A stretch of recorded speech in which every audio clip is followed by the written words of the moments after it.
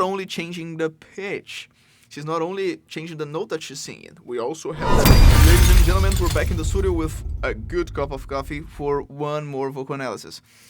Now, last night I was working on a particular song with a student of mine. The song is Ever Dream by Nightwish. And she wanted to learn this specific version, which is pretty nice. I believe they played this, yes, Wacken 2013. Now, I'm quite familiar to the song. Actually, Nightwish was, if not the band, one of the bands that first got me into heavy metal and all that during my teenage years. But I'm familiar with the song with Tarja's voice. I'm not so familiar with Jansen singing it. So let's listen and analyze Jansen singing Ever Dream by Nightwish. Now, I'm not so familiar with this particular song and her voice, but she's a fantastic singer. I heard a lot of the songs that she released with Nightwish and some of her other projects as well. And I can say that she's extremely versatile. I'm pretty sure we will hear that here. If you're new to the channel, my name is Kyle. I'm a singer, songwriter, and voice teacher. And here we talk about voice through a physiological perspective, so we'll be talking a lot about how the muscles are working inside your larynx, how the muscles are moving to make the sounds that we are hearing whenever we analyze the singers here. Alright, so let's keep going. Without further ado, let's listen to Ever Dream. But for now, we're gonna start a little softer with Ever Dream. This is one of the fan favorites.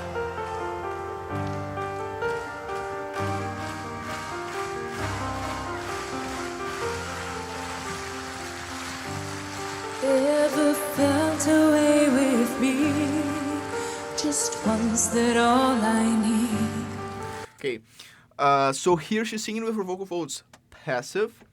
If you're not new here, I'm pretty sure that you can tell that based on the previous analysis that we had.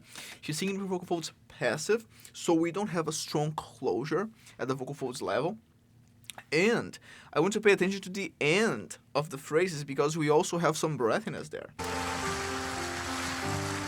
Ever felt away with me? Just once, that all I need. And not only that, we also have some vibrato whenever she goes for that breathy tone. By the way, in terms of vocal schemes, when we have this sound here, vocal folds are passive, and we are allowing escape of air, we say that that's a breathy voice. So vocal folds are passive, but we have different ways of singing with our vocal folds passive, and the breathy voice is one of them. Ever felt away with me? Me. Yeah, we have some vibrato there. I would say that this is a mixed vibrato. You have the subglottic pressure variation, so you're playing around with the amount of air pressure that you're sending, but you also have your larynx relaxing a bit more, so you go for a slightly lower pitch and then you come back. Just once, that all I need. Breathy voice, vibrato. Entwined in finding you One day. She's singing with her vocal folds passive, most of it. me. Just once, that all I need. And finding you entwined.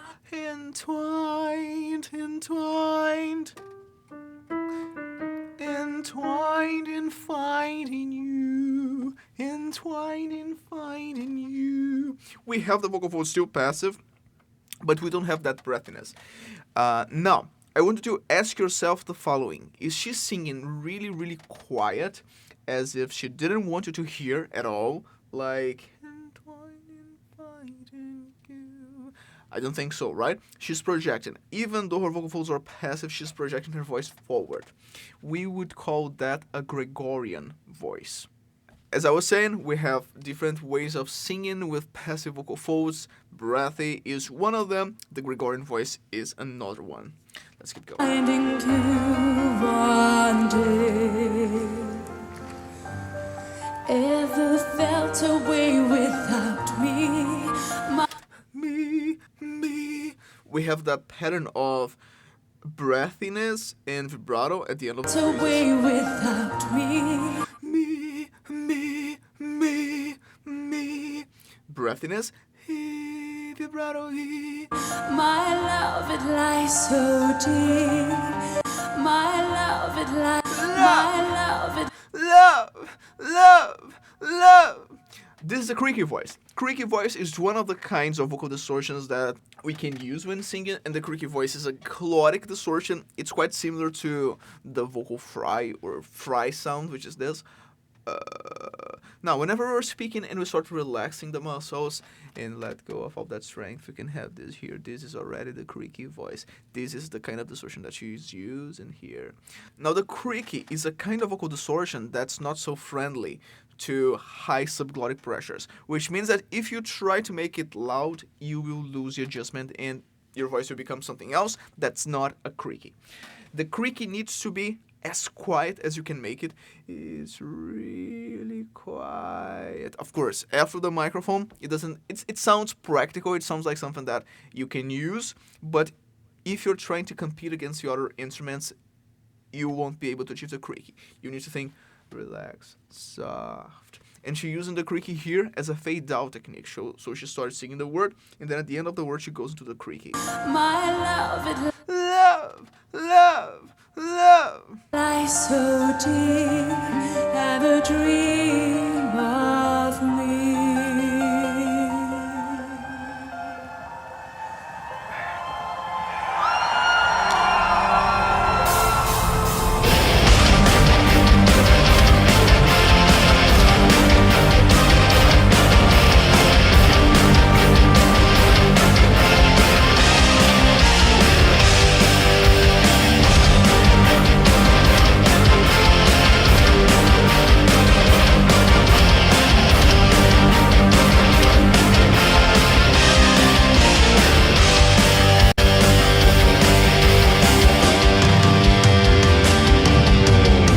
Would you do it with me?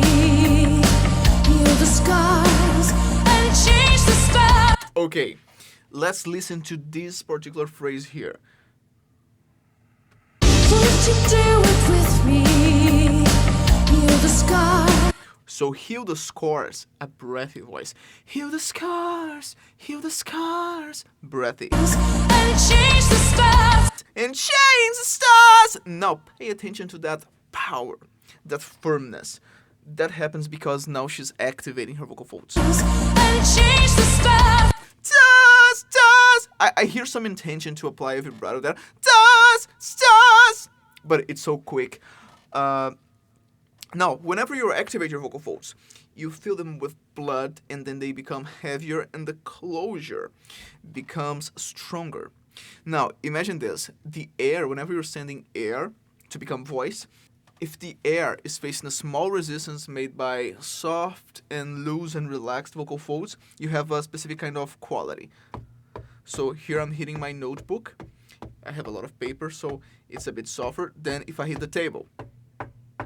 And when you hear that harder sound, because you have a harder surface, that's what happens whenever you're sending air into vocal folds that are active. You're offering more resistance.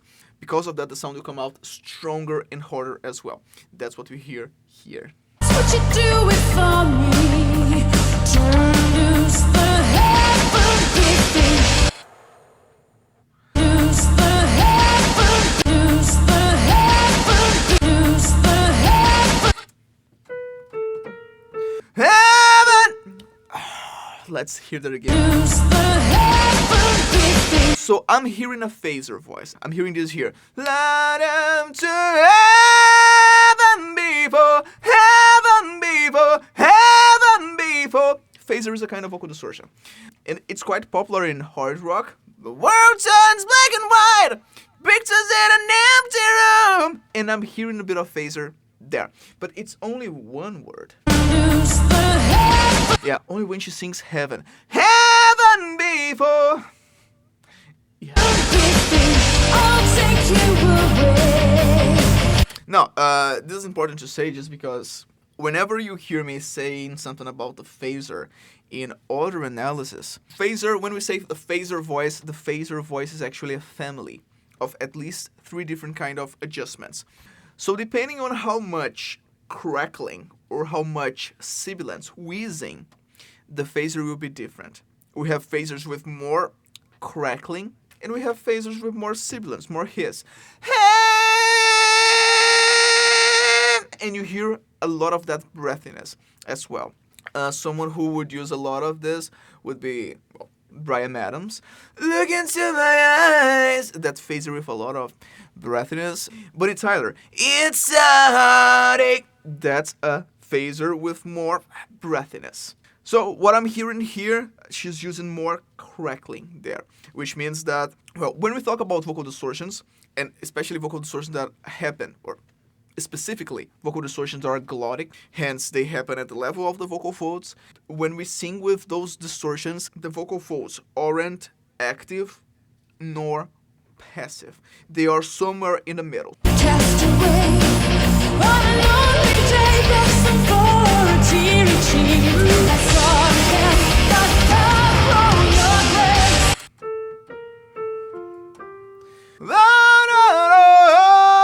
Vocal folds are active whenever we are singing with our vocal folds active. Up there, so we're singing this high range, we say that that's a warn voice. The voice that you would use to warn someone about something. So she's not switching to something like, she's keeping her vocal folds active. It is interesting here because, as I remember, Tari would sing more with vocal folds passive, and Flor here is adding way more like active parts. But let's keep listening.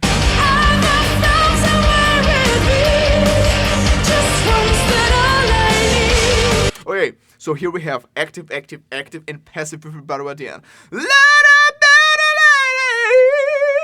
At the end, let's go, it's passive, and we have that vibrato as well.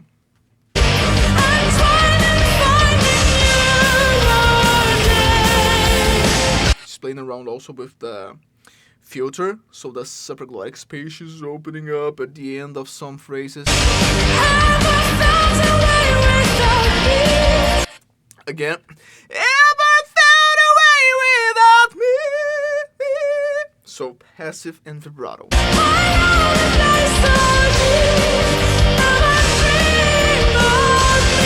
And this is really, really high to sing with active vocal folds. It's a challenge, But yeah, again, Flor is a fantastic singer. And I really like Marko as well. I was so sad when he left Nightwish. But anyway, he's a great bassist and he's also a great singer. If you don't know that band yet, listen to Tarot. It's the band that he has with his brother and he's the main singer. It's fantastic. Alright, let's keep going.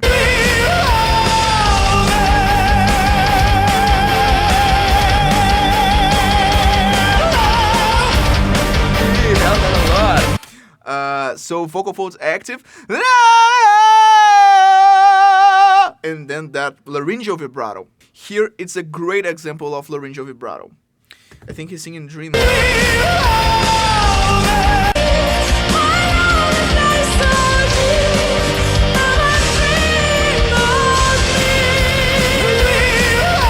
Okay, so when he sings of, dream of, we have a yodel, a break, an intentional break, right? So a break when we want that break to happen, we call that a yodel.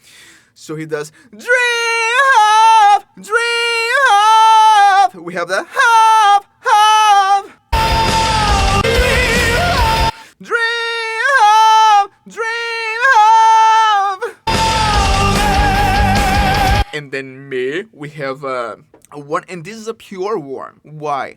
Because he's aiming the schwa vowel, the He's not singing me, he's singing me. He's using a lot of space so that he's diminishing nasality. And this is a great way to balance pressures. You open up space, going for that schwa sound, then you are reducing the supraglottic pressure, and you can balance better the transglottic pressure and the subglottic pressure. We also have a lot of vibrato.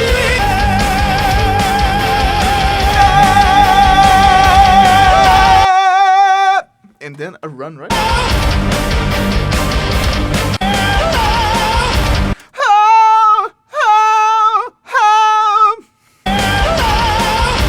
With more vibrato.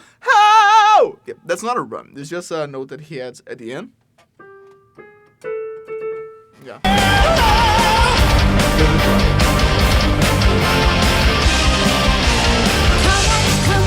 wonder if when they played this live, his plan was to hold for the whole length, and then at the moment he couldn't, and then he added that small note at the end.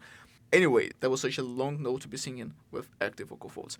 Wherever you are, so Lost in your seat. lost in your passive with a private voice, and then the one. Giving for a touch. Oh, my taste, oh, my lust for a touch.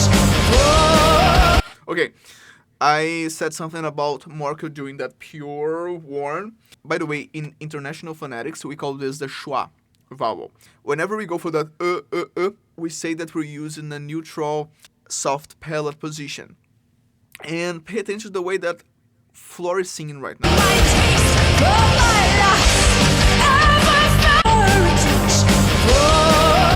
So she starts fa, fa, and then she opens to fa, fa. She's not only changing the pitch, she's not only changing the note that she's singing. We also have that difference in the vocal tract as well.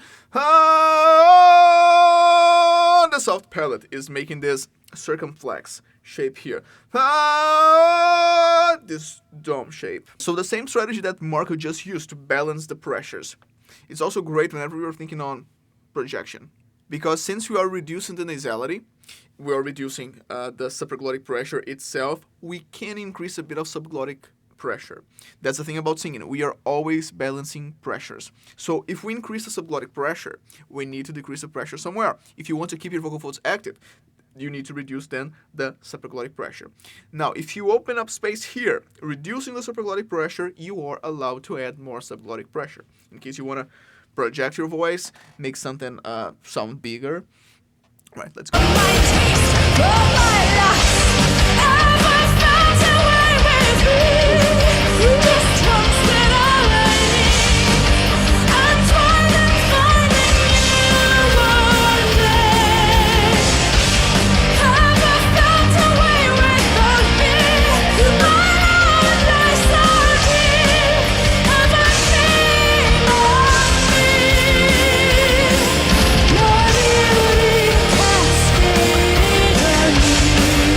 So this part here, I don't know the words, but Gregorian voice. She's raising the soft palate, so that we have this darker sound here. Whenever we open the space, we are increasing low harmonics. Hence, our voice sounds darker. Whenever we reduce space, we narrow the structures, we are amplifying the high harmonics.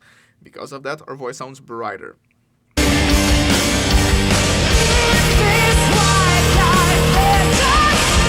Like, we have that brighter tone, and then we have something a bit darker right after.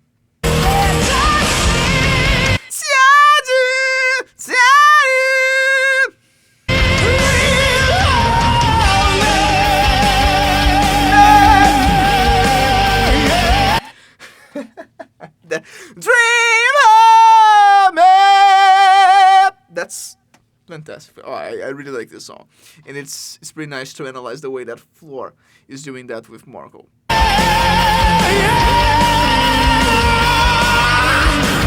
Yeah, yeah. This is a snore phaser. So I told you guys that the phaser is a family. We also have the snore phaser. So whenever we go for that shape, and we are singing with a distortion, that might put us closer to the snore voice. So if I have, yeah, and I open, yeah, yeah, that's a snore phaser voice.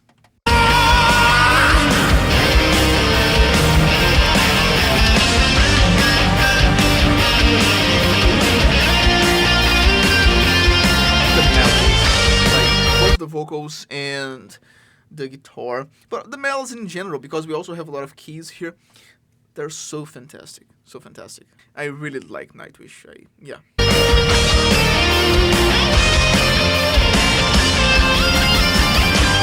Never felt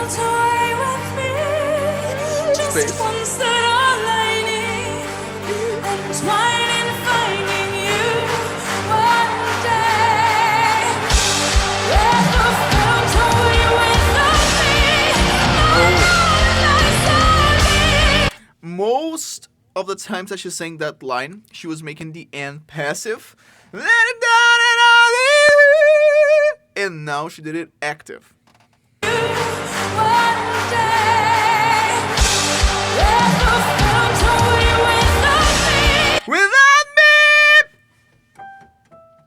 Without me! Yeah, this is a D5. It's high. My life! The F above the high C.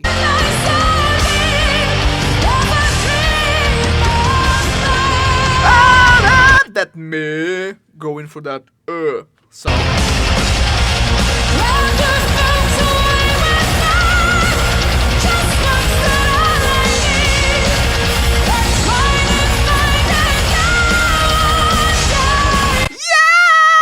Yeah, so here we don't have all that space.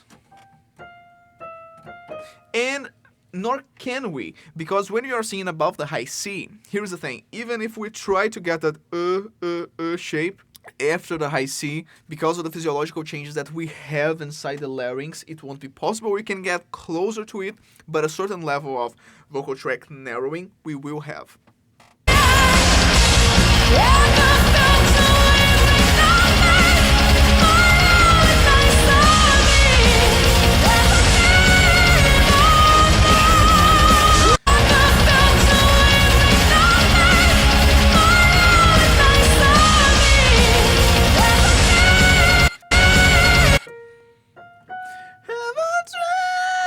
Yeah, she's keeping it active.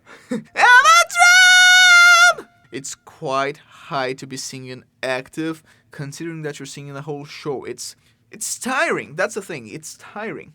Because I'm pretty sure you've seen a lot of singers singing that high. But when you're singing that high with active vocal folds, you have to think that activating the vocal folds is exactly what the name is suggesting. So we have more tension in the vocal folds. And because of that tension, we are closing with more strength and we have that sound. Now, one thing is to be singing your whole show doing like Heaven's Realm. It's also tiring because you have the muscles that are stretching the vocal folds and they are doing a great job there because it's super high, so you want to stretch the vocal folds, but now stretch the vocal folds that are active, hence heavier, and having the vocal folds active the whole time, that's super demanding. So all respect to Floor.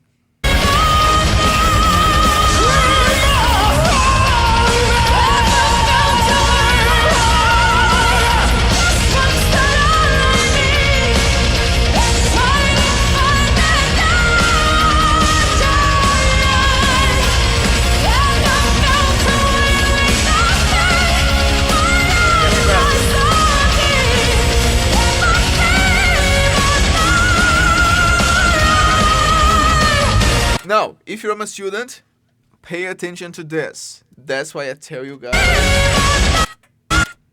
Open your mouth. Open your mouth.